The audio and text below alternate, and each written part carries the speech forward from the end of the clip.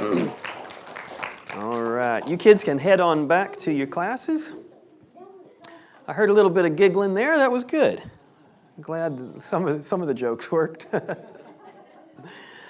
So for those that don't know, that video we just showed, we have a studio that's part of our ministry in a shop behind our house. And so even in quarantine, we get our family members together and we make videos. So that was one that was fun to do this year.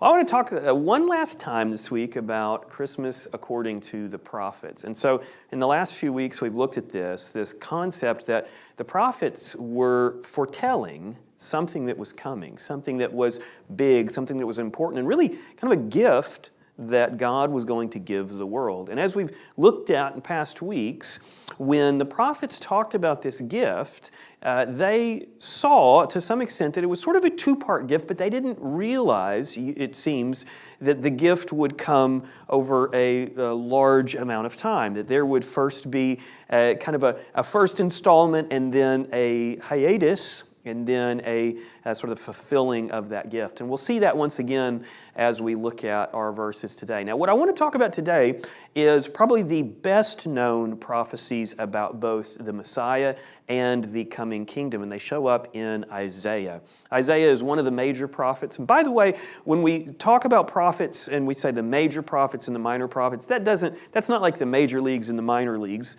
which I don't exactly understand how that works in baseball, but in terms of prophets, the reason we call them major prophets is just because we have a lot more of certain prophets. Some prophets, we don't have a whole lot that was preserved. Maybe they wrote more, maybe they didn't, we don't know, but God preserved the amount He wanted us to have. In Isaiah, there's actually quite a bit that we have from Isaiah, and that's one of the reasons we call him one of the major prophets. So let's just take a look at some of the things that Isaiah has to say. We're going to start in Isaiah 11 in verse 1. So let's take a look at what he says there. He says, "There shall come forth a rod from the stem of Jesse, and a branch shall grow out of his roots." Now, this seems really mysterious until we understand a name that's in here. There's a name in here, Jesse. Now, does anybody remember who Jesse is in the Bible? He's kind of in a sense, kind of a minor character. He comes up in a story or two, but do you recall who Jesse was?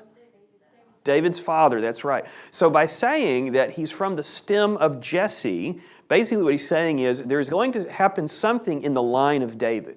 And so Jesse is David's dad, therefore that would come into the lineage. Now notice what it says, is there shall come forth a rod from the stem of Jesse. Now it's kind of a play on words I think here, because he says there's a rod, but then he calls it a branch, and this branch shall grow out of his roots. So there's going to be this rod, this branch that comes out of the family of David, or the tribe of David, which is Judah. Now, if we just had this verse, we might be a little confused about what is this rod. So let's see if he develops that idea a little bit. In verse 2 he says, "The Spirit of the Lord shall rest upon him, the Spirit of wisdom and understanding, the Spirit of counsel and might, the Spirit of knowledge and of the fear of the Lord." So now we realize that this rod is actually talking about a person. So the rod, the branch, that's a metaphor for someone who is coming, someone who is going to be a descendant of David, a descendant of Jesse. So we're talking about a person who is also a branch and a rod metaphorically. Let's see what else he says. "His delight is in the fear of the Lord, and he shall not judge by the sight of his eyes, nor decide by the hearing of his ears." Verse 4, "But with righteousness he shall judge the poor, and decide with equity for the meek of the earth. He shall strike the earth with the rod of his mouth." There's that word. So the rod has to do with this person who uses his own word, his own speech, to affect the world, to influence what's going on in the world. "He shall strike the earth with the rod of his mouth, and with the breath of his lips he shall slay the wicked." Verse 5, "Righteousness shall be the belt of his loins, and faithfulness the belt of his waist. Two really important words there, righteousness and faithfulness. Now, I don't know about you. I think we've had some really amazing leaders in the history of this country and even in the history of the world.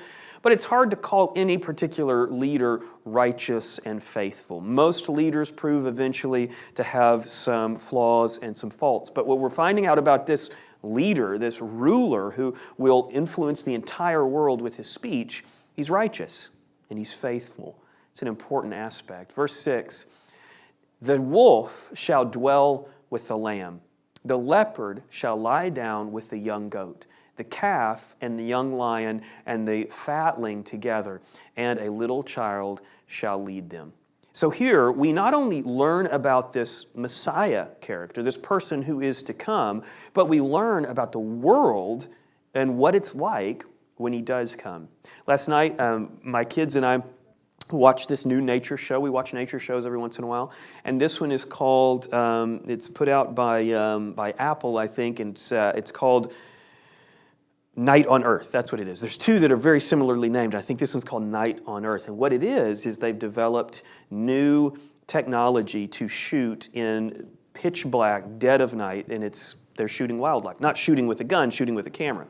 And so they have kind of a new window on what the wildlife in, say, Africa, in that continent is. And so they have these amazing shots of these lions hunting and wolves chasing down their prey. And we sort of ooh and awe about that because it's frightening, it's amazing, it's awe-inspiring.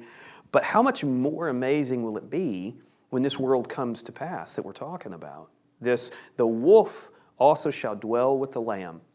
Can you imagine, if you were a farmer, taking a baby lamb and putting him in with a wolf? I guess farmers don't actually raise wolves, but imagine just putting them in together, not even worrying about it. The leopard, one of the most deadly nocturnal hunters, the leopard shall lie down with the young goat. And not lie down because he's going to make him his lunch. Lie down, I guess, because they're friends.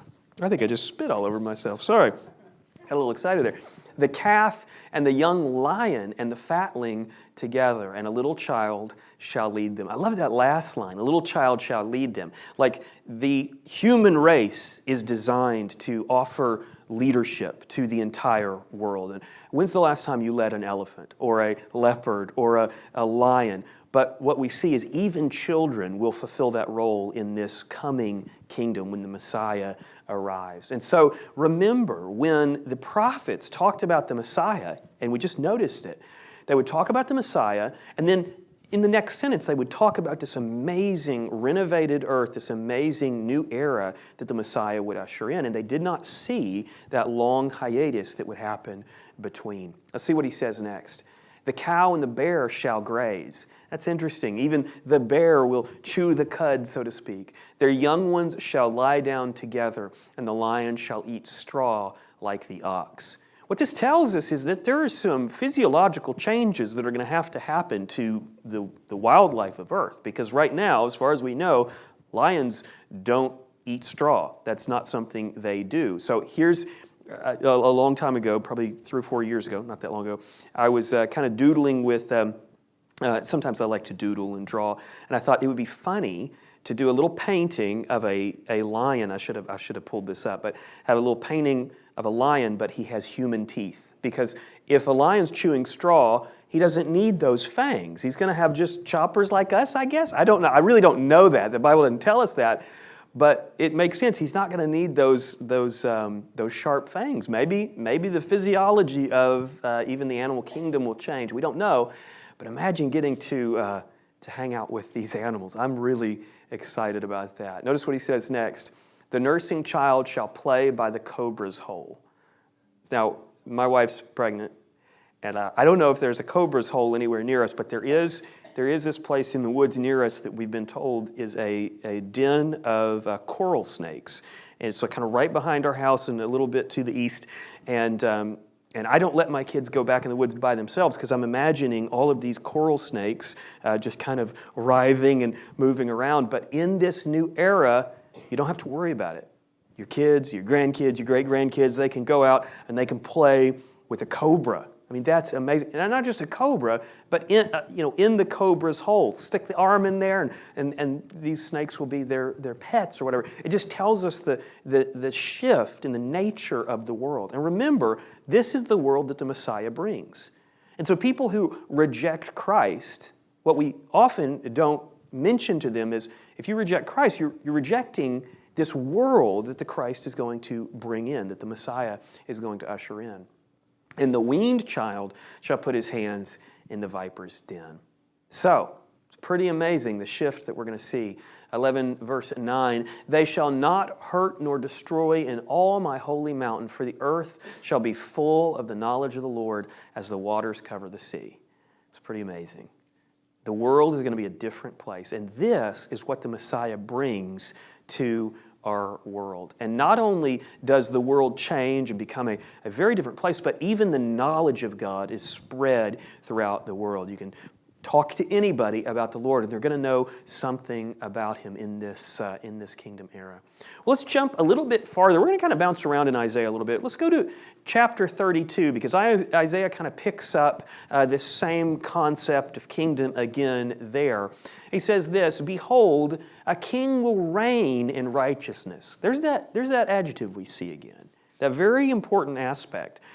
Very, very rarely in the history of the world has there been a king or a leader who you could say is trustworthy and ultimately righteous. But this Messiah is going to be characterized by righteousness. Behold, a king will reign in righteousness. What he does, how he reigns, is in righteousness, and princes will rule with justice. Now, we developed this a little bit last week, but we kind of see it again here, that this king, this King of Kings, as he's called sometimes, is going to rule over the world, but he's also going to allow others to rule with him, to share his throne, so to speak, as it says in Revelation 3. And so these princes, which I take this to mean men or women, I don't think it's just men, I think it's men or women will rule with justice. And we know from the New Testament that this rulership, this reigning with Christ, actually comes about by believers being faithful to Christ in this life. And so we see this King of Kings, and then we see these princes that he allows, that he delegates authority to. 32:2 says, "A man will be as a hiding place from the wind, and a cover from the tempest, as rivers of water in a dry place, as the shadow of a great rock in the weary land." Verse 3, "The eyes of those who see will not be dim, and the ears of those who hear will listen." We have this very difficult thing going on in our society, and it's that we don't seem to be listening to each other. I mean, groups of people like this room, we listen to each other, I think, quite well, but what we see in our society is this growing division between groups that disagree. And it feels like we're sort of lobbing verbal grenades back and forth, and we're just talking past each other. But what we see in this world that's to come, that the Messiah will usher in, is that people will listen. People will hear what each other are saying. They will take the time, and they will see things as they really are, as opposed to what we see in our time now. Verse 4, "Also the heart of the rash will understand knowledge, and the tongue of the stammerers will be ready to speak." Jump forward a few verses. Verse 15 says, "Until the Spirit is poured upon us from on high, and the wilderness becomes a fruitful field, and the fruitful field is counted as a forest." Yet again, we see a shift in the way the world is going to be. So a huge percentage of the world right now is desert, right? I don't know if you've ever been to a desert, but it isn't pleasant, and people generally avoid living in the desert. But what we find in these prophecies is that this is another piece of what's going to happen in the future world that the Messiah ushers in. That the desert is going to become fruitful. It's going to become lush. Now, people often, and I don't know whether I agree with this or not, I don't have the knowledge to know, but people often talk about how the world is becoming overpopulated, and I don't think that's probably true, but if you could make the desert spring up and be fruitful, then you can imagine how many more millions of people could live on the earth if that was a possibility. So this is something that the Messiah will bring in. He will allow the world to become lush once again. And then it tells us this, then justice will dwell in the wilderness and righteousness remain in the fruitful field. 17 says, the work of righteousness will be peace, and the effect of righteousness, quietness and assurance forever. Some really great adjectives in there. First of all, peace. Wouldn't it be neat to live in a world that was characterized by peace? I mean, our world is actually pretty peaceful compared to the world that has come before us. I mean, for most generations, there was some grand war happening somewhere on the planet at all times. And there's still conflicts going on right now. But in this era, it will be peace. The Messiah is going to usher in peace. It begins to bring some light to some of those phrases that were said on the night when Jesus was born. So the work of righteousness will be peace, and the effect of righteousness, quietness and assurance forever. Imagine a world that could live in assurance. That would be an amazing place. 32:18 says, my people will dwell in a peaceful habitation, in secure dwellings, and in quiet resting places. 35:1, we're jumping to chapter 35 here. He continues to develop this idea of wilderness. The wilderness and the wasteland shall be glad for them, and the desert shall rejoice and blossom as the rose. Once again, we see that same concept that those dry and desolate places begin to blossom. It says it will blossom as the rose. Notice what he says here in 41:18. He says, I will open rivers in desolate heights and fountains in the midst of the valleys. I will make the wilderness a pool of water and the dry land springs of water. So, once again, he will allow it to blossom. And we kind of see that there is actually just a practical way that he does this. It's not just magic. He doesn't just snap his fingers. He actually is changing the way that here's a nerdy word, the hydrological system works. He will actually allow new rivers to flow in places where they either haven't flown in a long time or maybe have never flown. And so I love this idea that he changes the world, but he doesn't just snap his fingers. He changes the world in probably a very similar way to the way he created it. He uses the natural system to enhance and allow it to become fruitful. Notice what he says in 41:19, I will plant in the wilderness the cedar and the acacia tree, the myrtle and the oil tree. I will set in the desert the cypress tree and the pine and the box tree together, that they may see and know and consider and understand together that the hand of the Lord has done this, and the Holy One of Israel has created it. Now, to me, it's interesting that he tells us why he's doing all this. He's not just doing it because he likes a green landscape, which I assume he does because the world's very green. But he's doing this because he wants the world to understand something about himself. And in fact, I think that probably is one of the great motivations for creation in general, is that God wants to be known by his creation. And so what he says here is he's going to take these wildernesses, these deserts, these desolate places, and he's going to transform them. And that's going to tell the world something about who he is. So apparently there's going to be this memory, I'm kind of making an assumption here, but there's going to be this memory in this future world that, hey, this used to be a desert. And now it is lush, it's a forest, these amazing trees, and all of this fruitfulness is here. And we can give God the credit for that. And so I think it tells us a good bit about what the world is going to be like, but also what the world will realize based on these changes. The world's not just unaware of it. They will see that this is something that God has done. Notice what it says in 42:1, one chapter later. He says, behold my servant. Okay, so we've returned to this idea of this person, this servant who is going to bring about all of these changes. He says, behold my servant who I uphold, my elect one in whom my soul delights. I have put my spirit upon him. He will bring forth justice to the Gentiles.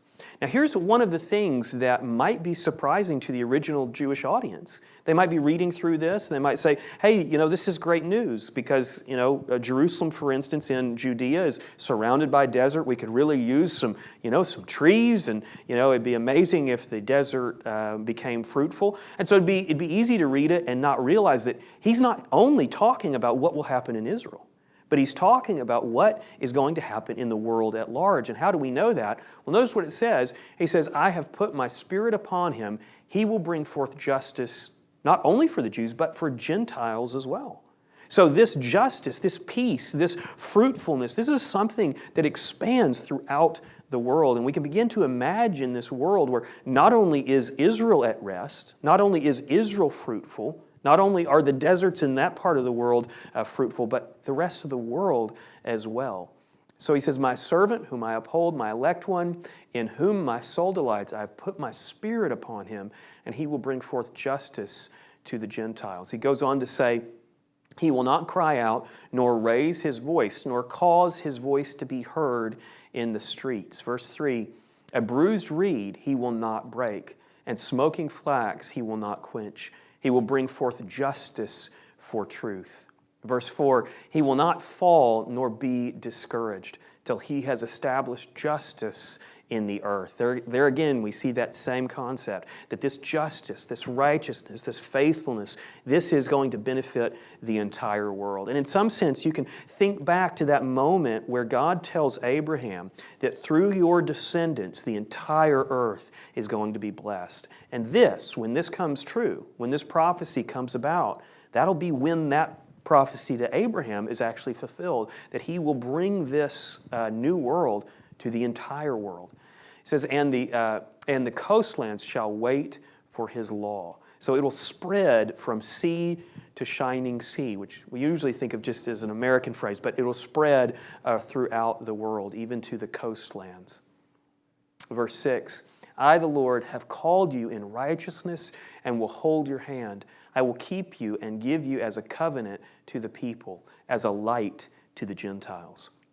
This is really cool to me because what this tells us is that in this new world, and I think this is probably always the vision for God electing the Jewish people, is that they are going to be a light to the rest of the world. God is going to have this special place for the Jewish people to then share his light with the Gentiles, to go out from the place where they are and to share this righteousness, this faithfulness, this peace, even as it said a moment ago, God's law, God's instruction. They're going to be instrumental in spreading that throughout the world. And I think those believers that are, that believe in Christ even now, I think they will probably also be involved in that same work. And so I will keep you and give you as a covenant to the people, as a light to the Gentiles. So here again, we see another gift that God gave the world. And now you probably won't hear this preached at a lot of churches, but I actually do believe this. One of God's gifts to the world is the Jewish people. He's going to use and has used the Jewish people in huge ways to improve the world. Now, I think this is very true in the coming kingdom, but I think it's also very true in our own world today in some practical ways, but also in some spiritual ways. I mean, if you think about it, our Bible, the Bible that's sitting in your lap, came to us through the Jewish people. It was written by, everybody in it that wrote a book in the Bible is from Jewish descent. Even Jesus came to us from the family of David, the tribe of Judah. The Jews are what God used to bring us even the Savior of the world. And so this is another part of the gift, is His people are going to impact and influence the world. It's amazing to imagine how this world is going to be. Verse 7, to open blind eyes, to bring out prisoners from the prison, those who sit in darkness from the prison house. Look at verse 9 here. Behold, the former things have come to pass, and new things I declare. Before they spring forth, I tell you of them. Once again, we could almost say this is another part of the gift, is that God allowed Himself to be testable in a sense. And what I mean by that is He gives us prophecy, and we can see it in this verse. He gives us prophecy so that we can test whether or not He's trustworthy. So if God never allowed any prophecy to appear in the Bible, it'd be very hard to look at the Bible and say, yeah, we can trust it. But because He predicts the future, because He tells us what's coming before it happens, we can say, this is written by somebody that knows something that nobody else knows. And so, once again, even prophecy in God's Word is a gift that God gives the world. And we see that in an amazing way when the Messiah comes.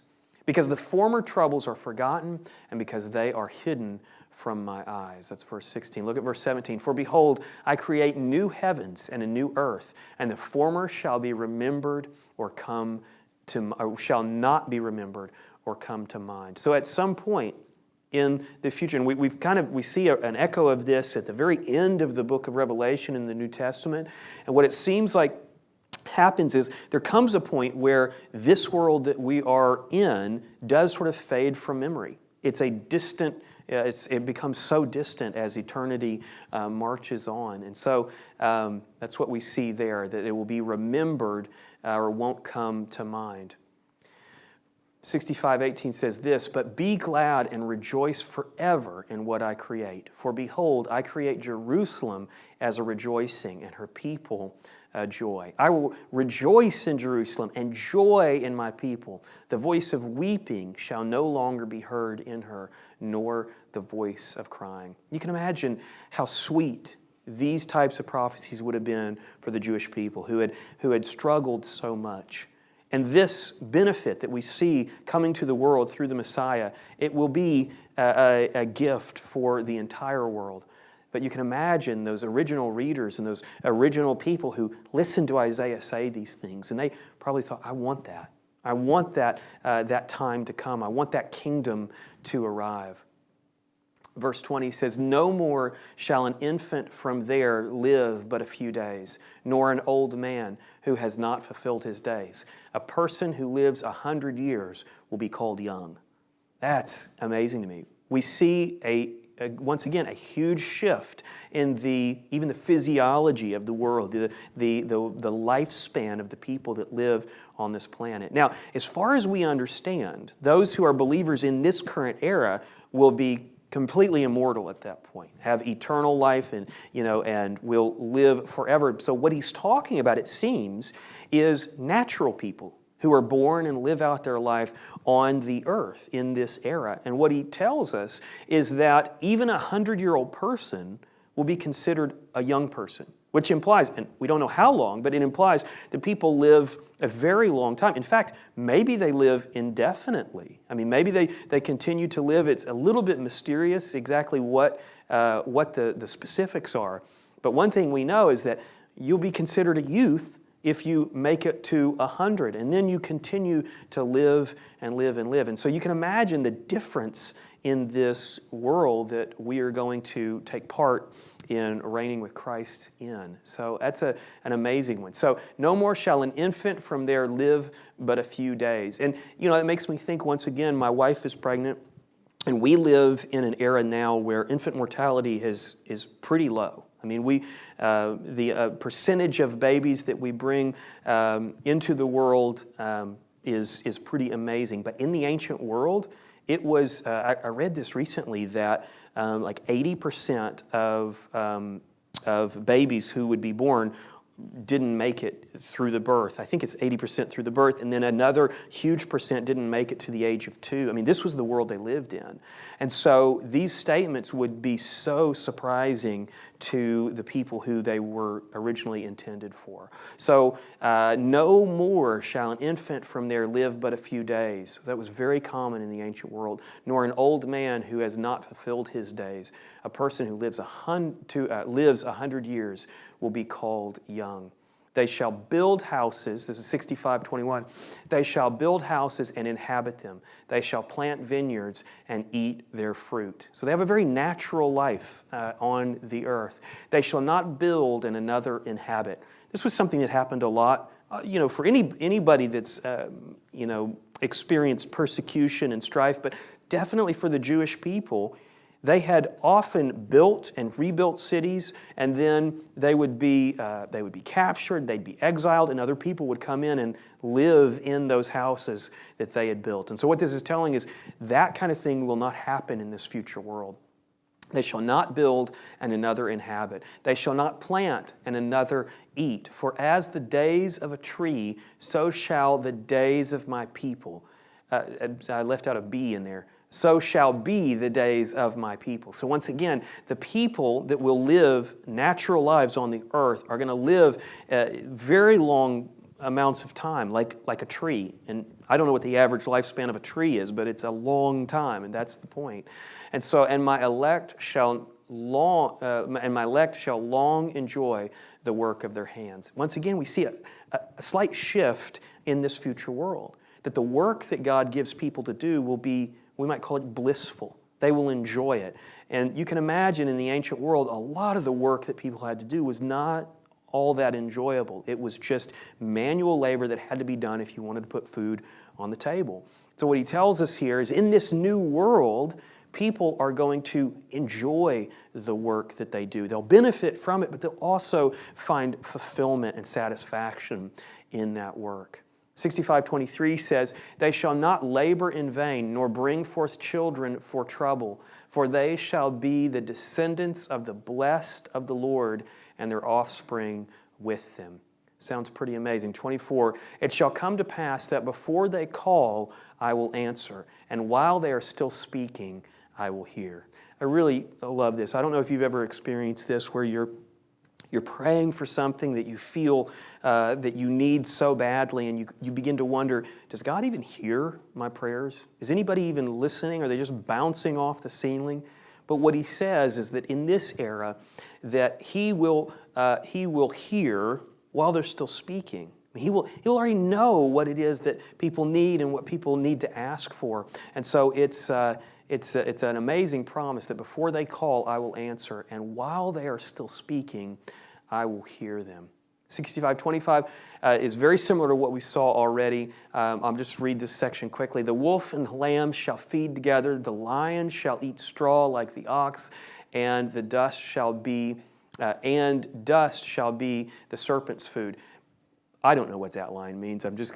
There's debate on what's going on there. The dust is going to be the serpent's food. I think that's a reference to the serpent in the Garden of Eden. Not completely sure. If you got ideas, I'd love to hear them after the sermon.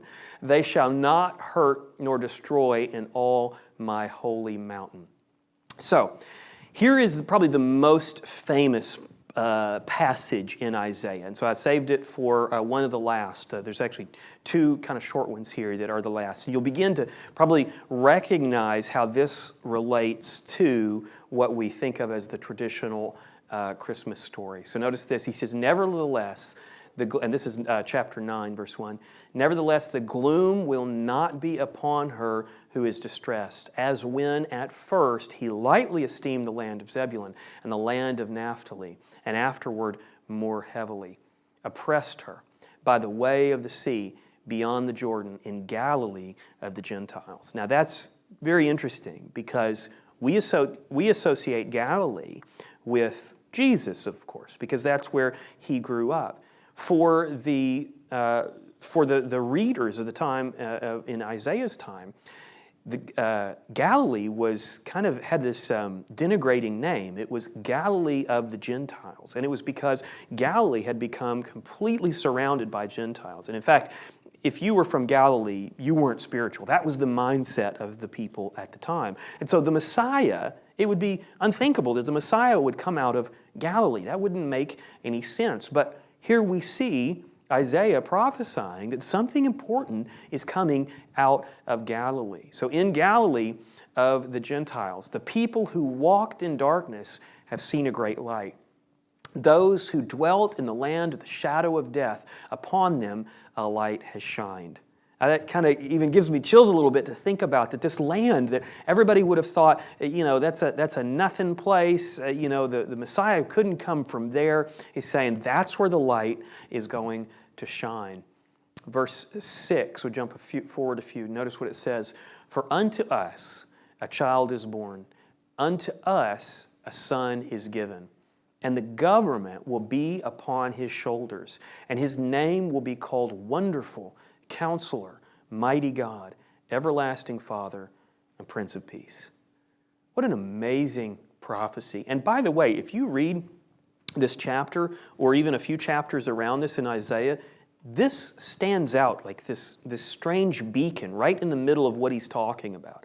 And that's how prophecy is sometimes. It's almost as if they're going along, and then they have like this kind of revelation, and then they say this thing, and it's almost like, wait, what did you just say? What are you talking about here? And if you have no context for the Messiah and for Christ and a little bit about the story of Jesus, then you could pass over this and just think, well, that's just prophet speak. I don't know what he's talking about. But once we kind of understand a little bit about Christ, Jesus, the Messiah, this begins to make sense. I mean, read it with that context in mind. For unto us a child is born. Unto us a son is given. And here is the split, right? Because for the prophets, they would often talk about the coming of the Messiah, and they would talk about his kingdom right next to each other. They would come right together, and they wouldn't necessarily delineate the fact that there will be many years between the moment when the Messiah arrives and the moment when the Messiah takes hold of his kingdom. So that little return there, you could think of that little semicolon there after given, you could think of that as potentially thousands of years. Thousands of years between the fulfillment of these two sentences. So for unto us a child is born, unto us a son is given. And we could say the subtext is that there will be a passage of time, and then notice what it says, and the government will be upon his shoulders. Has that happened yet? Well, not on earth. Now, there are people who say, oh, the kingdom is now and it's invisible or something. I'm too practical for that. That doesn't work for me. What this says is that the government that Isaiah has been talking about, a worldwide government that ushers in peace, is going to rest on this person who came. And so for me, if I'm just being honest and literal and practical, this hasn't happened yet. We're still waiting for this to happen. And I think we do the best to just admit that we're still waiting. And that's what we do. And the government will be upon his shoulders. And his name will be called Wonderful, Counselor, Mighty God. That's a pretty interesting one to me. That even Isaiah, looking down through the passage of time, recognizes that this Messiah who comes is associated with the person of God, that he himself will be identified as God in the flesh. And so his name will be called Wonderful, Counselor, Mighty God, Everlasting Father, and Prince of Peace. So this Messiah is the one who ushers in all of this, and we are eagerly waiting for that to come. Notice what he says next. Of the increase of his government and peace, there will be no end, upon the throne of David and over his kingdom, to order it and establish it. Now, there's a word in there that's really interesting to me, and it's increase. It says that his kingdom, his government, will continually increase.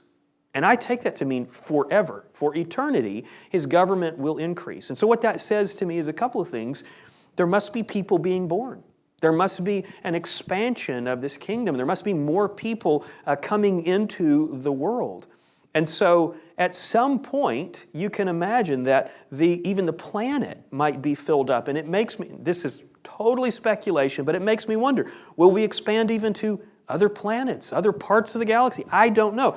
I'm not saying we will, but I'm not saying we won't, because what we see here is that his kingdom, his government will continue to increase and increase and increase. How does that happen? I don't know, but I'm excited to find out. I'm looking forward to, well, a lot of things here. So, of the increase of his government and peace, there will be no end, upon the throne of David and over his kingdom, to order it and establish it.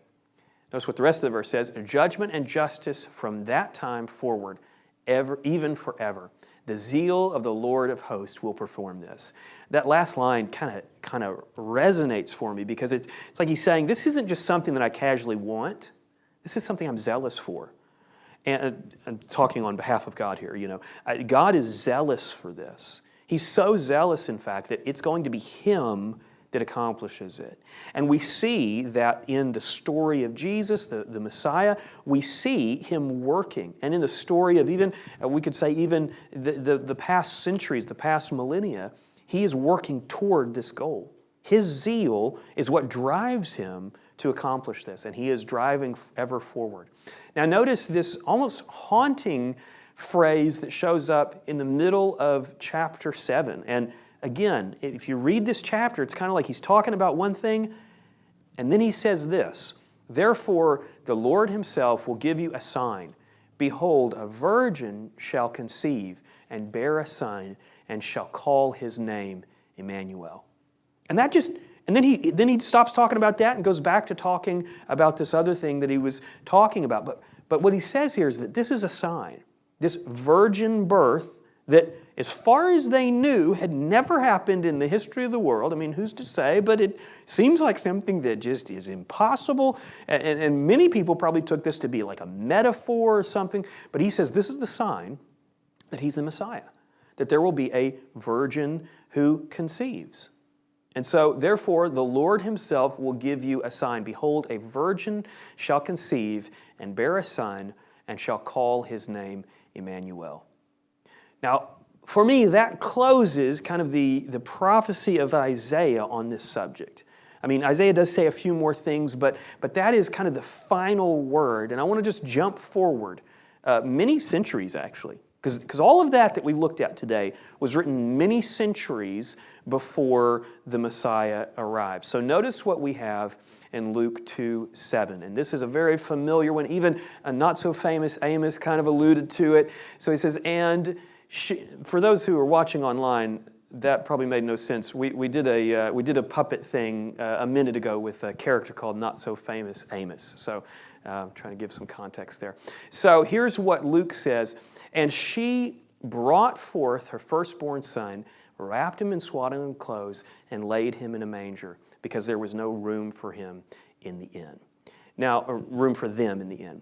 Now, I want you to just contrast. Hopefully what we've done is we've built an amazing kind of scenery about what the Messiah would be like. The Messiah will arrive, and when he arrives, he'll sit on the throne of the world.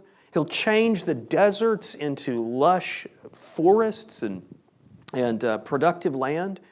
He will usher in peace in the world. I mean, all of this. I mean, he will be born into the royal family.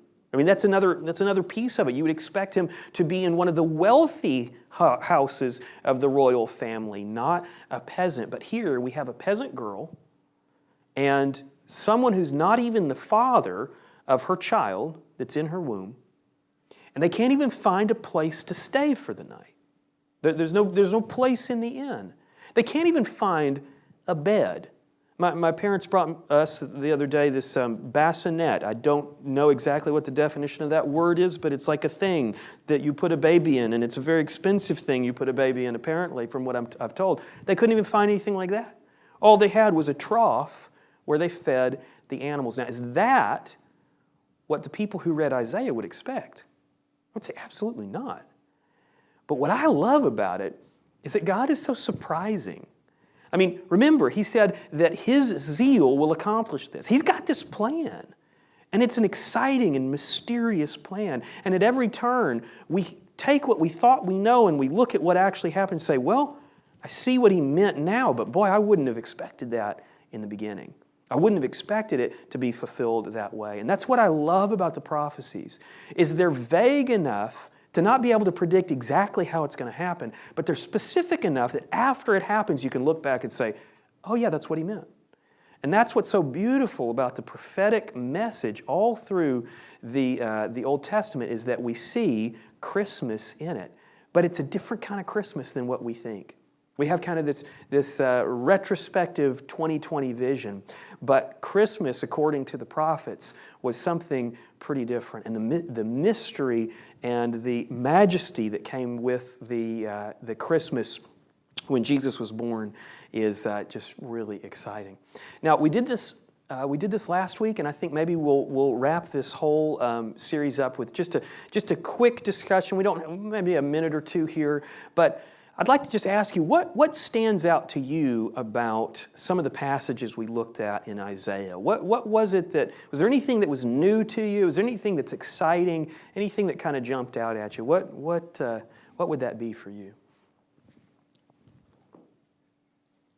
Isaiah 9:6, calling Jesus, this person who was born in a humble place, mighty God and everlasting Father. Yeah, it's amazing. And even Mary, probably at the time, would have not connected that. I mean, it probably took years for people to kind of put it together and say, oh, Isaiah was talking about this guy. I mean, it's amazing. Other thoughts or comments? Yeah, Tom? Just that a little baby, born in a feeding trough, is going to accomplish all these things we talked about, renewing the whole earth, Yeah. creating peace, and the fact that it'll never end. Yeah. Continue to build and get better and better and better. Yeah. It's amazing. It's exciting. When I was a kid, obviously we did something for Christmas every year, and it just kind of got repeated so much. It just kind of lost its what is the word? Its novelty, and it became so repetitive that it's just kind of like, yeah, it's Christmas, Of course he would have been born in a trough, and of course there would have been shepherds, But at every turn, when you think about, it's kind of like what you're saying, Tom. At every turn, when you examine the Christmas story, it's almost perfectly opposite of what we would expect. Like almost every single aspect is opposite of what we would expect, and yet it still fulfills what the prophets say. And that's what's so surprising, is like all of the aspects seem to be turned on their head, and yet they still fit into what the prophecies say would happen, And so it's fascinating. It's so amazing. It's just like there's no way that a human could fulfill those, That has to be supernatural. So I love that. That's a good thought. Maybe one last comment or idea or not. Oh, yeah, Peggy. What just amazes me is these prophecies were made 700 years before Christ was born. That would be like somebody in the 1300s. Yeah. Saying things that were going to come true now. But what I love is what you said. These prophecies have been fulfilled. That means we can be sure that the prophecies about his second coming will be fulfilled. That's good. And I love it that you remind us almost every week that Jesus might come this week. Yeah. And I certainly hope he does. Yeah. I love that you did the math for me. It'd be like somebody in the 1300s predicting that you're going to wear a red shirt today, because some of the things that are said are so bizarrely specific. Now, one of the great chapters in Isaiah, which doesn't so much talk about his birth, but talks about his life and his death, is Isaiah 53. I mean, the specifics that it gives are incredible. And it's hard to read that chapter now. Now, if you know something about Jesus, I challenge anybody that has like a basic knowledge of, Jesus, the cross, his death and resurrection, to read Isaiah 53 and not see Jesus in that. And like you said, it's written centuries before it happened, and so and it's things that he couldn't have fulfilled like intentionally, So it's amazing. It's amazing how the Bible fits together and points toward Jesus of Nazareth. Even Nazareth, who would have thought? Such a small place. Well, I certainly hope that you guys have a wonderful Christmas, and I'm thinking, let's see, Christmas is on Thursday, is that right? Yeah, that's what I almost said. Friday. And so we've got basically a week leading up to it. I hope that you get the opportunity to get with some family. I mean, I know that getting with family is a little bit difficult right now with the sickness, as my daughter calls it, but hopefully you're still able to connect and maybe share some hope and some peace and faith with those that you get together with. Let's pray. Father, thank you for your word, and thank you for your prophets who gave us such specific and interesting visions of what the world would be. And Lord, I pray that we would not grow weary in doing good as we wait for your return. Lord, I pray that your return would happen this week.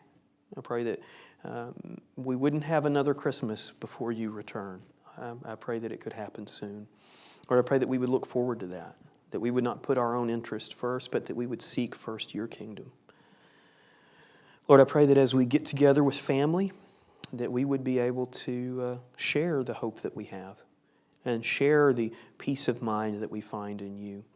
And Lord, I pray that this season would not be so busy that we lose sight of what you're doing in the world and what your zeal wishes to accomplish in this world. And I pray, Lord, that we would be part of that. I pray you'd keep us faithful until you do return. In your name, amen. Thank you, guys.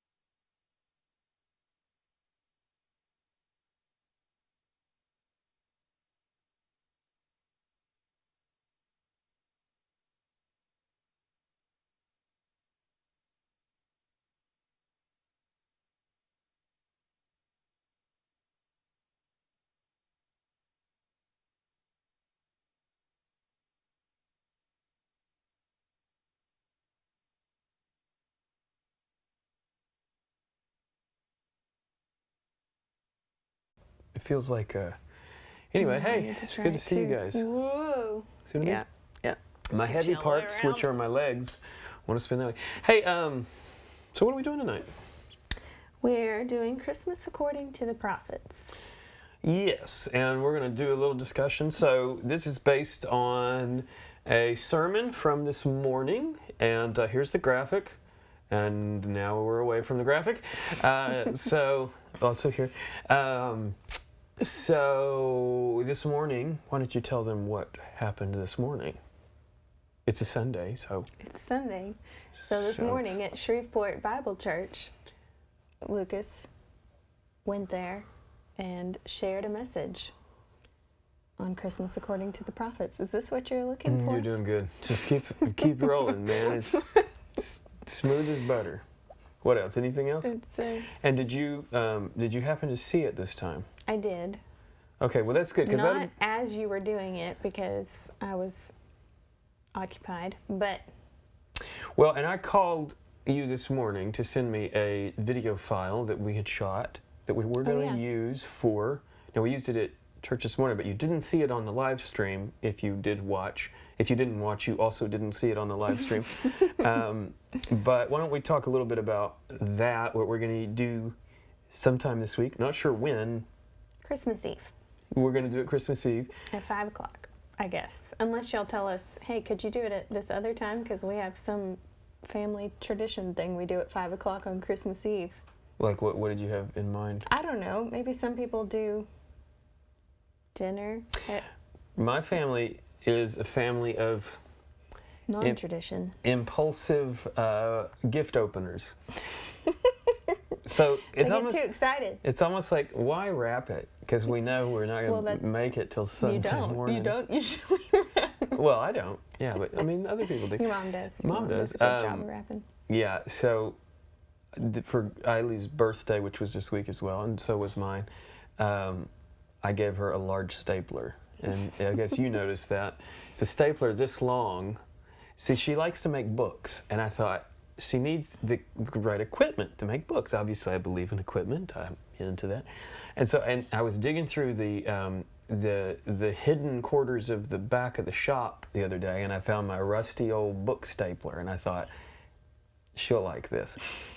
And she did. She did. She kind of cradled it. It's like the kind of thing you'd find in a teacher's supply closet. Supply closet. You know, she sort of got it out and is like holding it like Excalibur. Like I'm exaggerating There's not really a little. any other way for her to hold well, it. how else would you? Because to her it's this big. You know, it's like that. But anyway, it was kind of a unique present. But I think she actually, and she used it. She's made a book, and she's still getting it figured out because we stapled a book together for her to begin illustrating, and then halfway through she ran out of content and said, could we unstaple it and take the back pages out, you know, so she's kind of figuring all that out. Anyway, so presents, that's, you know, so that was, I heard a good story from one of the elders' wives at church who led worship this morning, Therese, and she said her birthday is the same day as mine, which was 18th, which was Thursday. Is that right? Thursday? Yeah. And so she and Bob, Friday. she and her husband went to somewhere to eat, I think a lunch or whatever. And then they were like, well, let's go for a walk, you know, and it had been raining. And so they started walking, and they came to this point in the trail where it was really wet, and she thought, okay, I'll go around. And her husband, Bob, apparently, I don't know where he was at this point. He kind of stood back and watched this unfold. So she tried to go around the edge of the trail, and she said she sunk all the way up to her knees in mud. No. So she was covered in mud. She said she posted it on Facebook. I don't get on much, so I didn't see it, but having her tell the story was pretty funny. So that was her that was her birthday. So I feel sorry for people who have birthdays in December.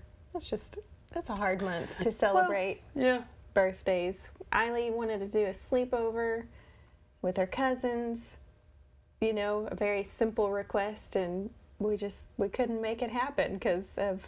Well, we tried. Yeah, we tried. We tried with some cousins, and then they had a cough and a few other things, and so we had to, you know, cancel that. And then we had one cousin left that was healthy. We tried with that, but she couldn't make the night. So she came for a while, yeah. But she's never done a sleepover, so by bedtime, she was saying, she wanted her own bed. I want to go to mommy. And so, and boy, the kids cried on that one. I thought she said she was going to stay. Like, well, I mean, she's 4. I mean, she said that, but whatever. So, kind of, but it was okay. It was still kind of fun. We built a fort. Okay. And for the evening of my birthday, we were going to have my parents come over, but then Mom got a cough or something. A headache and wasn't some feeling sinus good. Stuff. Yeah, and so we drove over and parked it in their driveway and sat in the car and talked through the rolled window. the windows down a little bit. And, so a really weird holiday. I mean, probably one we'll remember. I mean, it's kind of been unique so far.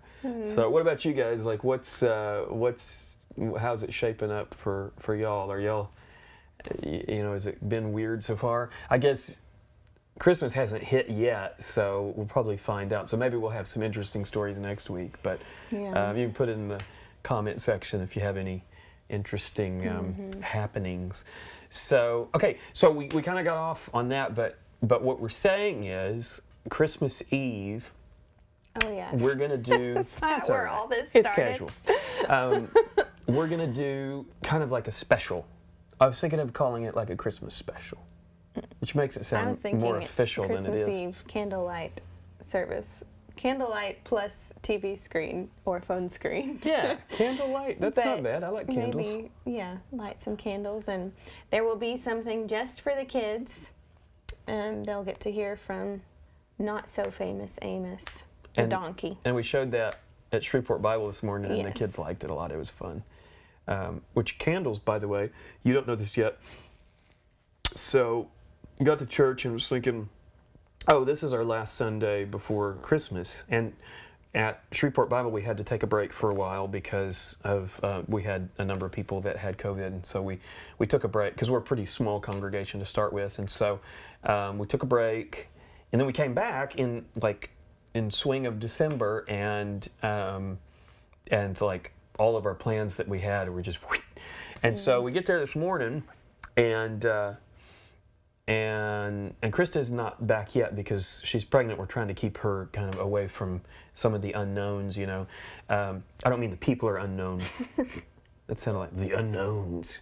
But just to be safe, because we don't want to have COVID at this point. But anyway, we get in, and I think, man, I'm going to decorate. Did you do that? It's Christmas. Well, let me tell the story. Okay. I don't mean that rude. I mean, you'll see what I'm seeing. So I start kind of rooting around in the supply closet at church. I'm looking around, and then Margie spots me. Now you know Margie, but you guys maybe don't. Margie is a professional home stager, which doesn't mean she puts on theatrical productions with homes. I mean, well, you explain it. So They probably know what it someone is, who but wants to sell a house, they hire her to come in and stage the house to where it looks like, she told me before, some term that you want it like lightly occupied or something? No, it's like elevated living or ideal living. It's you want it to look comfortable and homey, but there's no clutter or any of that kind of stuff. So just enough touches to make it easier for you to imagine yourself living. Well, so she saw me looking for the fire starter and just going through the closet, and all I'm thinking is a flame would be cool. I mean, that's really all I was thinking is a flame, a candle, So I was imagining just like one solitary blazing pyrotechnic show behind, on the back of the stage. And so anyway, she kind of came in and went into staging mode, and she started pulling stuff out. She found some trees, and I had like this many candles, and I started setting them up, and she just quietly walked up and grabbed 2 of them. And even now, I don't know what was wrong with those, but they didn't fit, I guess. So she just grabbed them and walked away. I was like, okay, yeah, whatever, you're the pro. So anyway, we sort of decorated. Really what it was like the camera shot for the live stream at church is like this wide, and we decorated about this wide. So it looked good on camera. It looks like it's decorated. But Margie must have gone up and done that this week. No, nothing else was done. But it was kind of fun doing that with Margie. So anyway, if you're watching, Margie, thanks for helping out. But so back to Christmas Eve, we're gonna do this kind of like, I don't know, candlelight special thing. So what we got so far is Levi has got some Christmas music that he's done for us. Now he's shot it at his house because we're kind of even still quarantined a little bit from some of our extended family. So he offered to shoot something at his house and zap it over to us. And so he was really excited because he had a new method. And it's really cool. He does looping and stuff. It's really cool. It's he explained it, but I didn't understand it. But he was really excited about it. So I think that's going to be fun to hear. And so he's got some Christmas favorites. We've got that. We've got Not So Famous Amos, which is a funny. I thought it was funny. The kids seemed to think it was funny too, but I think actually the adults maybe laughed even more when we showed it this week. Peggy James is our children's director at Shreveport Bible, and there was one moment where, I can't remember where it was in the skit, but she laughed. It was like one of those really loud, solitary laughs. And it was so much so that somebody else went, "Ha, Peggy!" So that was kind of fun. So it was pretty good. So anyway, we'll do some different things, and then we'll probably kind of MC it, I guess. I haven't decided if we might chop up Levi's music and kind of do that spread out, or maybe something else. But what I was thinking is maybe we open it up for little videos from you guys to connect with us, to tell us what you're doing for the holidays, how the holidays are different, and how God is still good in your life, and what's going on there. So that'd be kind of cool to get some videos from you guys. So you can just shoot it on your phone, zap it to us through Facebook or email or whatever, and we'll get it up when we actually do that. So sometime before Christmas Eve. We'll probably shoot it before Christmas Eve. So yeah. So anyway, that'll be fun. It'll probably just be us, doing kind of what we normally do. So it'll be kind of an intimate thing. So anyway, I think that's all the housekeeping stuff. Mm-hmm. Let's talk about Christmas according to the prophets. Now, you don't like it. What? Yes. Well, I was going to say, we do have the comments up today where we can see them. Yeah, we didn't have that last week. Something was wrong last week, yeah. We hope that you'll interact with us as we start discussing this. If you leave a comment and it doesn't seem like we're seeing it, I think we see all the comments, but I don't know. Every once in a while I've wondered, are we really catching everybody's? Because I know you guys are just typing away like crazy, and it looks kind of like this. Wow, that looks really weird on camera. It looks like my fingers are... Well, anyway. Yeah, go ahead and respond if you've got thoughts, ideas, comments, snide remarks, or hilarious comedy. We want to read it. So I realized we kind of went into like sermon-ish mode last week, and we went through all the verses. I don't want to do that this week. Yeah, there's a lot of verses. But I thought it'd be interesting to maybe talk about a few of them. Which is also what you said last week. Yeah. The difference is I got the clicker, and what I'm going to do is I'm going to click past a bunch of them because there was a bunch. So I don't. Well, so, last week we couldn't see your comments, so that we kind of had to be in. yeah, we were It just was talking. just us talking. So Yeah, that's true. we apologize. So, oh well, no, she I apologizes. apologize. I don't really I apologize very apologize good. often. I don't do it very often. I do it when it's needed, and I try to do it specifically. His mean more. Well, I throw out apologies like. it's like a card trick. It's like, take any card. And you're like, and she's like, it doesn't matter. Just, I'm very sorry. Oh, I'm so sorry. Oh, I'm so sorry for, and I always, what's my response? What, Haven't noticed? what is your response? For what? I mean, pretty often I'm saying, you're sorry for what? I don't even know what you're talking about. You didn't infringe upon my whatever. Now, why do you apologize so much? I don't know. It's probably a topic for another day. I don't know. Nah. So, so why do you think I don't apologize so much?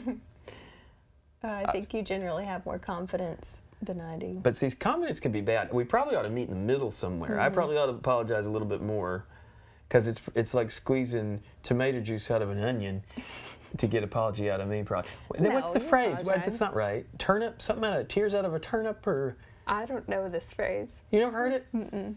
You guys heard it? What is it? Maybe it's a Southern phrase. To get blood out of a turnip.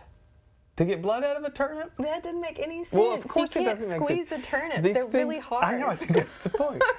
I don't know. If you guys have heard a turnip phrase, tell us, because I can't remember. Or onion, or tomato juice, or blood. Tomato juice? No, it's not hard to get something out of a tomato. Oh, I said tomato juice, didn't I? I don't know. I was saying making it up. All the things you said. Anyway, yeah. So We can start. Let's look. Well, we have started. We are way in. We are way in. We can start with some actual content. Okay. I'll tell you what. Let's put this one up. And this camera shot. And ooh, look how big my head is. Okay, so no, that's not going to work. Well, what I was thinking is, if I have to go back here, then I can. You know how I like to point. Yeah, I do. But You're practicing your pointing. she walked in earlier, and I was doing this. Well, but it was actually on this one. I was doing You're this. pointing at ornaments. I was like, I want to see what it looks like when I point. You know. Oh, we should tell them. We're kind of rambling, but I don't care. We should tell them what we did this week, because I thought it was a grand achievement. It wasn't our grand achievement. I think it was GES's grand achievement. So we had Bob and Sean from Grace Evangelical Society. You may have heard them on the radio and various places. We had them to the studio this week, and those dudes shot 40 videos. I mean, they were just one after another. I mean, they had it kind of planned out, but really they didn't have many notes. They're really used to this because they do their radio show, you know. And so they came in, and I had a little intro and a little outro, and that's basically, I would hit that and I would just run the cameras, and they do 5 minutes. They'd take like a 1 minute pause. Okay, we're ready for the next. And it was pretty amazing. So over 2 days, we did, I think, 22. I don't think we quite did 40. We did 22 with Bob and Sean, and I think we did another 15 with just Sean. Maybe 18 or something like that with just Sean. So,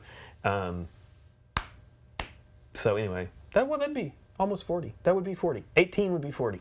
Okay, you're getting bored. So I'm trying to be interesting. This is me doing my very best to be interesting. Okay, you know what I want to do is I want to go to the ones in chapter 9. I think that would be enough. Okay, so if you don't have any context for what we're doing, you can watch the sermon video from this morning, and it will probably be on whatever channel you're watching on or platform. It should be on the same one. It should be the previous video to this. So you can watch that if you want. In fact, you could pause this, watch that, and then come back and watch this. or not. I don't. But then we'd miss your comments. We'd miss your comments. So it's a good point. So so what we've been doing in December is we've been looking at what I've been calling Christmas according to the prophets. And what I mean is that the prophets all, or pretty much all, at least mentioned to some extent that there was this Messiah coming. And when would he come would be Christmas, of course. But what was interesting to me as I was kind of putting this together and thinking about it was that in almost all cases, when they would talk about the Messiah coming, they would also talk about the kingdom. Most of the Messiah passages also make some mention, and right next to it, of this coming kingdom. And so to think about those two events really are kind of spread out, Jesus came in 4 AD, between 4 and 7 AD. I don't want to get into that. I don't want to get into it. The numbers got messed up somewhere in the Middle Ages, but he came around 0 AD.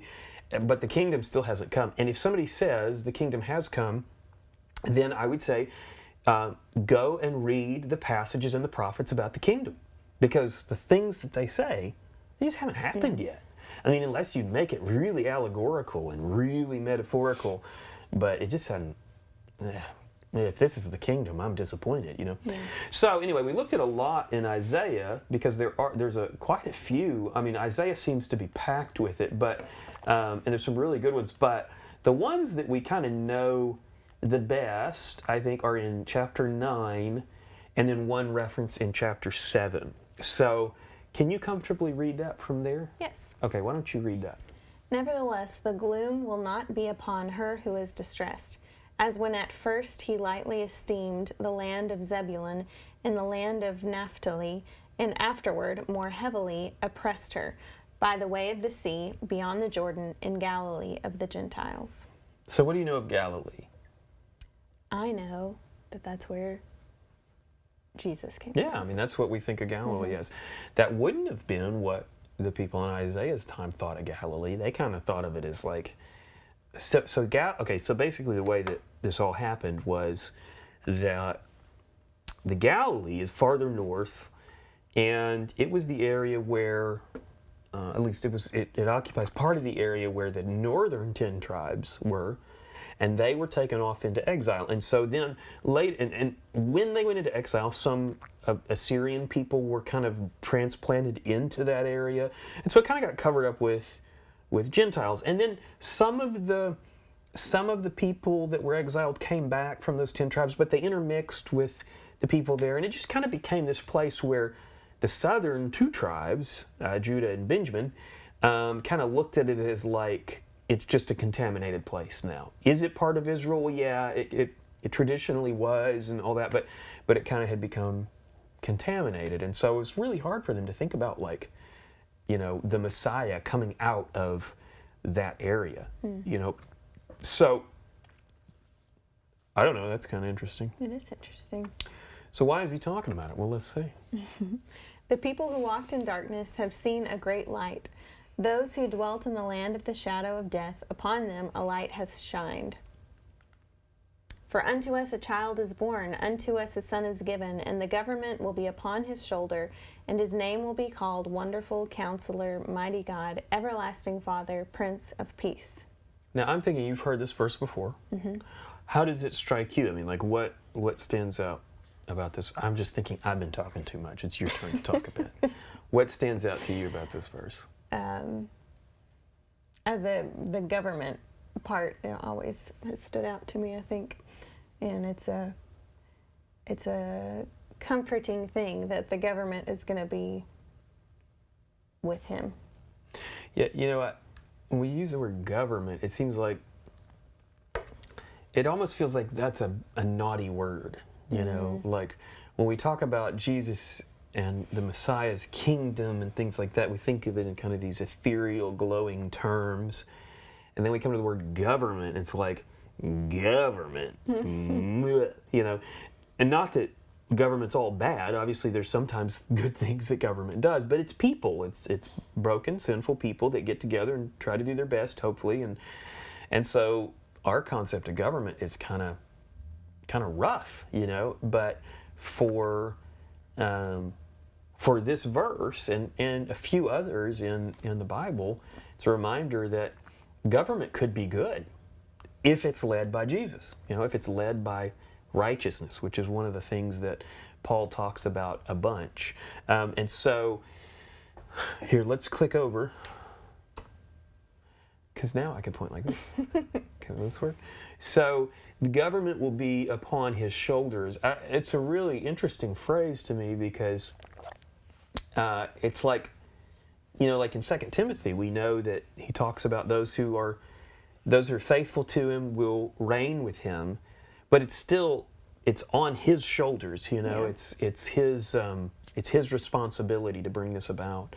Well, and with him, I don't know, just the idea of him governing, of him being the judicial, the justice, all of that coming from him sounds way better than coming from, like you said, people who are sinful. In the Gospels, we don't get to see how. We don't get to see him govern, but we get to see his character.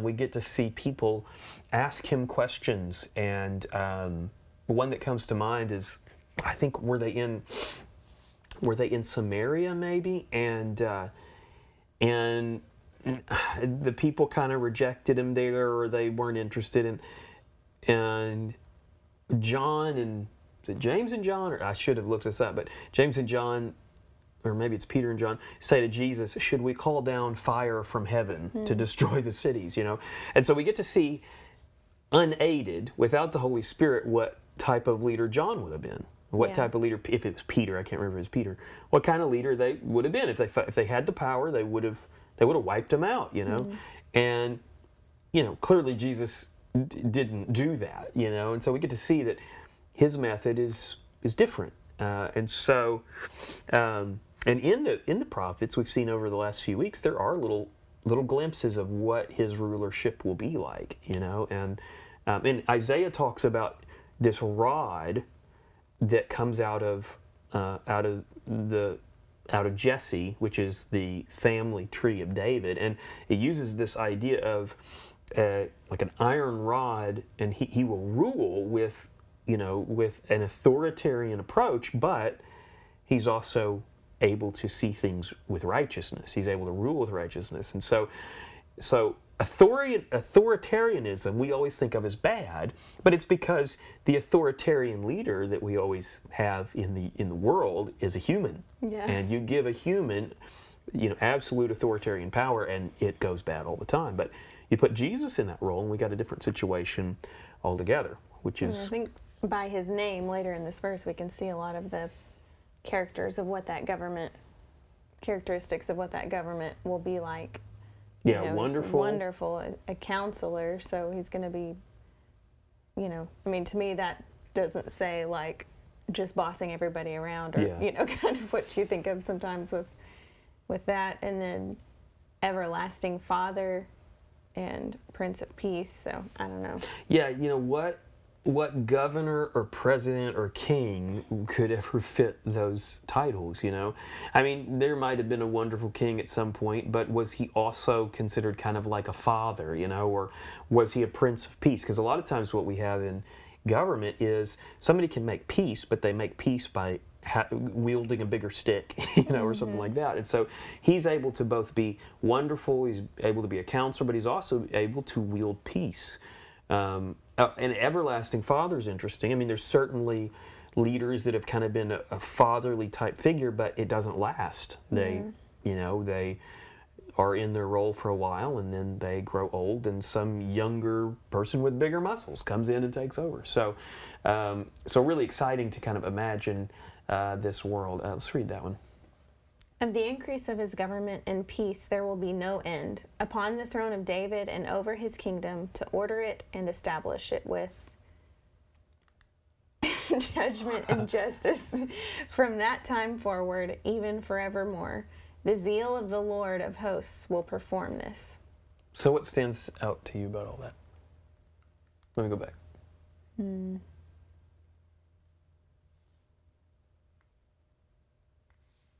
Nothing You at all? can go to the next one. Oh, sorry. I'm rereading it. Okay. I'm sorry. I don't know. The zeal of the Lord of Hosts will perform this is interesting to me. Why is that? I don't know. That just kind of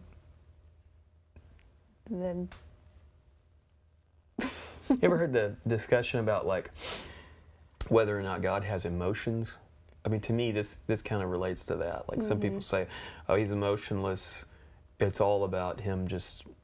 I don't know. I don't know what it would be if he doesn't have emotions. But this to me is like there's things he likes. I guess it's because it shows his passion. Yeah. In it, and Yeah, there's things he cares about. There's things he likes. There's things he wants to happen, and this is one of the things he wants to happen. He wants this government to be on the shoulders of his son. He wants to put his son in a worldwide dictatorial leadership role, and that's really interesting to see that that's his passion. But I think one of the reasons, I'm going to take a guess, that one of the reasons it's his passion is because he knows it's what we need.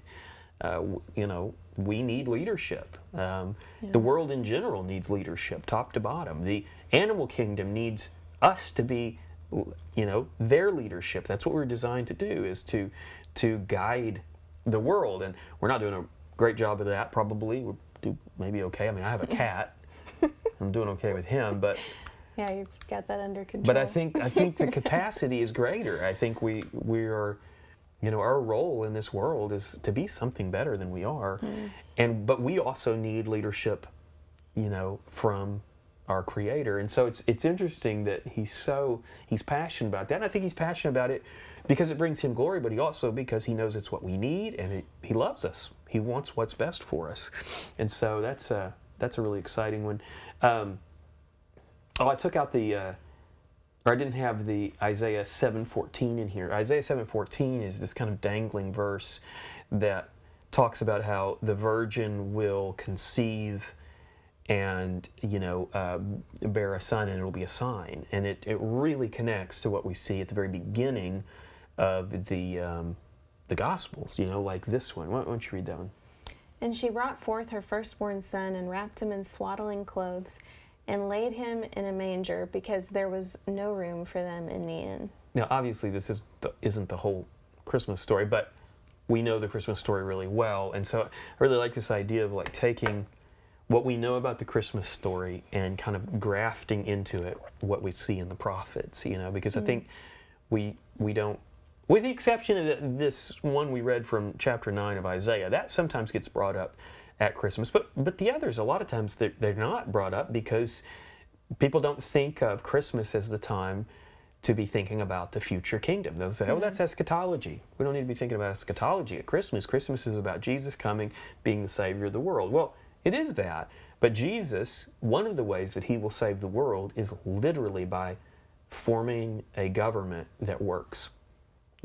He saves us from our sin. He saves us spiritually. He saves us practically. He saves us through resurrection. But he also will save the world as we know it by changing the way that it works, by renovating, by turning the deserts into fruitful and productive land, and renovating the animal kingdom. Isaiah is packed with references to it. Isaiah, by the way, is the book where it talks about the lion laying down, or actually it's the wolf lays down with, there's actually not a verse that says the lion lays down with the lamb. That's kind of an amalgam. It's the wolf lays down with the lamb, and then it's another set, and then it mentions the lion. Yeah.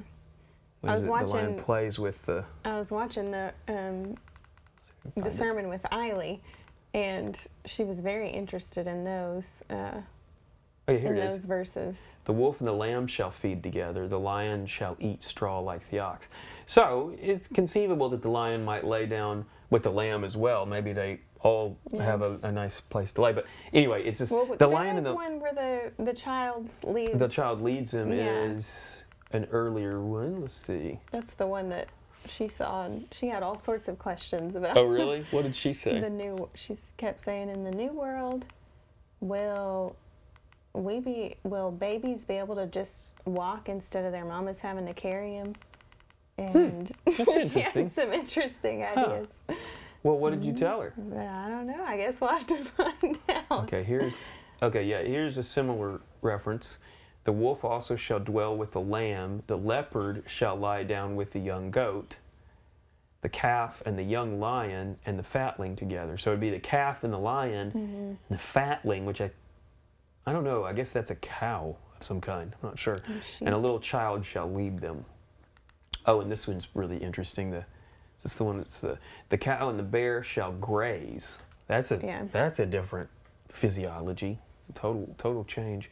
Lion shall eat straw like the ox. And here's the chilling one.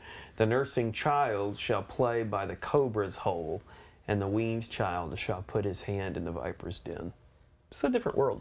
It's an absolute different world. So anyway, that's what we talked about this morning. You can go and watch that video on whichever platform you want. Now somebody, let's see, Anthony posted a comment that says 6 hours ago. Seems like that's a response to something that we didn't see. So I can't. That's probably 6 hours ago would be the live video from this morning. Yeah, that would make sense. The stream from this I'm just morning. wondering if there's some discussion that we're not seeing on our comment thing. But Yeah, we're not seeing any comments really. yeah, so if But you're maybe commenting, everyone's wave quiet. at us. And well, no, that won't work either. I don't know. So yeah, sorry if commenting, you're yell really commenting. loud. Oh, there is. Oh, that's Dusty. Hey, Dusty. She said See. Katie's excited that she can have a pet lion someday. Yeah, that's what I'm talking about. I think about that every once in a while when my cat's name is Lynx, and he limps and he's old and he's whiny. But then we watch these wildlife shows with lions. We watched one last night that was really good. This Night on Earth. Earth at Night. It's nighttime shots. It's amazing. Really well shot. Really interesting. But they're not tame. I mean, they're frightening, And so to imagine, because they're big. I mean, a lion is, you go to the zoo and just kind of size them up. I mean, they are massive. They're, especially tigers. Whew, they're huge. But anyway, a child will lead them. We'll let our kids go out and play with huge predatory Yeah, I've thought animals. about that before. At our local zoo, the white tiger likes to walk right up against the glass. Yeah. And, there's been times we've had our kids there just as toddlers, and they're right there. All that's between them is the glass, but... Yeah, and the head's like this big. Yeah. Man. It's crazy to imagine the glass not being there and, a toddler just standing there right with them. Yeah. One I'm kind of interested in messing around with is a giraffe. I think that'd be kind of fun. I don't know. The giraffe, their head is like as big as my torso. I mean, it's just massive. So yeah, I mean, it's a different world. It's fun to imagine what that'll be like and what mysteries await. I like the idea that there's grand mysteries that will kind of unfold in that time. Let's see. Christina said, 40 videos by Sean and Bob. That's impressive. When and where will they be published? Good question. We're still kind of working out the schedule.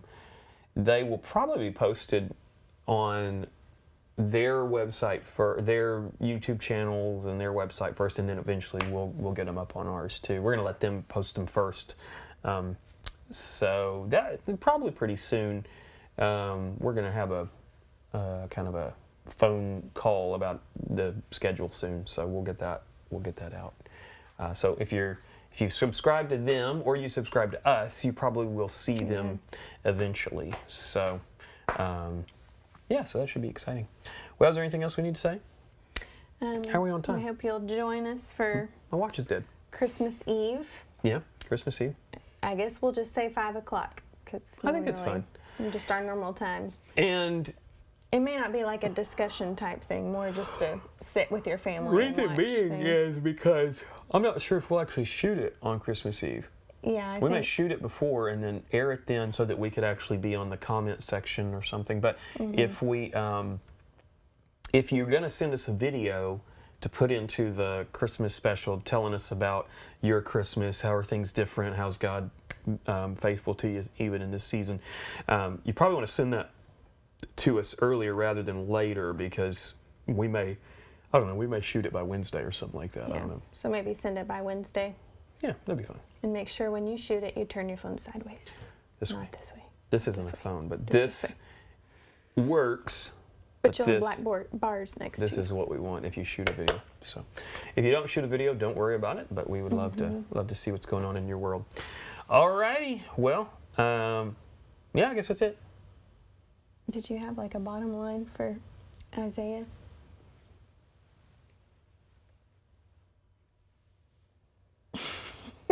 If I did it, it's escaped me.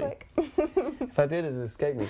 Well, okay, so I'll just be honest. I really believe in having like a solid one-liner bottom line for sermons, but in this one, my approach was kind of a little different. It was kind of like I just want us to look at the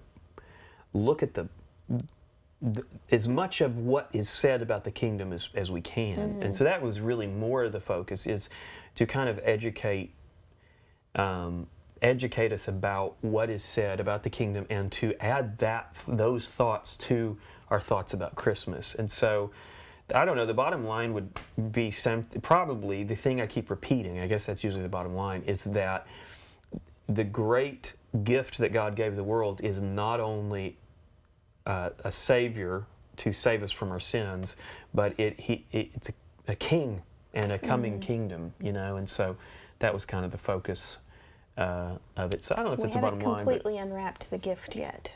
We haven't unwrapped the gift yet. That's pretty good. I feel like it's kind of like, have you ever gotten one of those gifts where it's like a gift within a gift within a gift kind of thing? It's like nesting dolls or something. I mean, to me, I think the reason why I like talking about the kingdom is because I think it's a motivator. I think it motivates us to be faithful and to stick with, our own maturing and our own developing. If we don't think that there is a kingdom coming, if we don't think that the things that the Bible talks about are literal and practical, it's really easy to kind of just let it slip, And so to understand the kingdom is to understand a little bit more about what our future is and why we ought to be motivated to stick with it and to mature. So to me, that's the value. And I think Christmas is a great time to think about that, because there are a lot of interpersonal things that come out around Christmas that we don't have the opportunity to realize about ourselves until Christmas, because we take our entire family, we put us all in a small box, and then we realize, oh, I'm a grouchy person, or whatever it is. So, or for this year, it might be you're alone. A lonely when you're person. Usually with everybody, I'm a lonely and person, you're left contemplating yourself a little more than. Yeah, which not everybody likes to do. Yeah. So anyway, all right. Well, we love you guys, and we should pray before we go. Yeah. You should pray. We should. I'd like you to pray. We should. All right. Yeah, let's do that. That's a good idea. Thank you, Lord, for these wonderful folks. And thank you for your word, that you inspire us as we consider what's to come, this future kingdom, this renovated world. I pray that you'd allow that to motivate us towards good works and faithfulness to you. Pray, Lord, that these who have joined us tonight would be able to stay focused this week on your hopefully soon return, your imminent return. I pray that we would stay faithful until you do return. In your name, amen. Amen. All right, thank you guys. Love you. We'll see you Christmas Eve. See you Christmas Eve.